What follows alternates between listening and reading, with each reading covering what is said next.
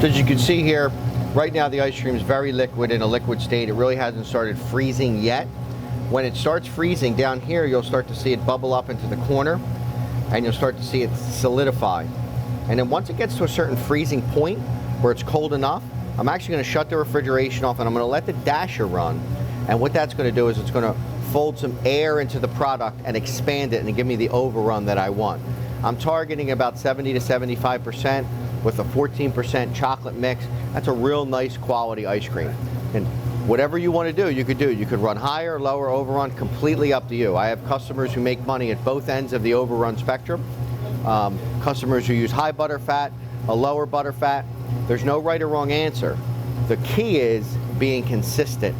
Whatever your recipe is, you want to maintain the consistency of it for your customers.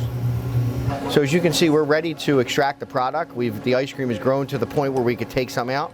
Now, with this, we're getting a little interesting because we have a couple things we're folding in. So I'm actually going to fold in some marshmallow here while Angelo drops in some of our brownie pieces.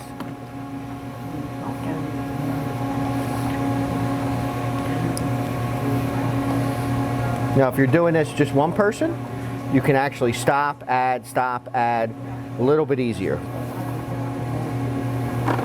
Because I control the pace the ice cream comes out, it allows me to really fold this marshmallow in at a good pace.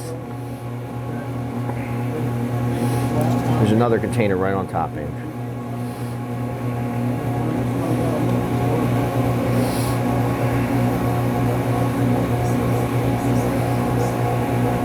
So now I'm going to add some brownie pieces to the top here to finish off my tub. And then I'm just going to pour some marshmallow, a little bit of marshmallow at the end.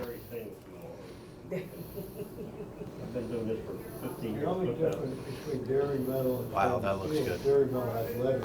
And that's our chocolate fudge brownie marshmallow.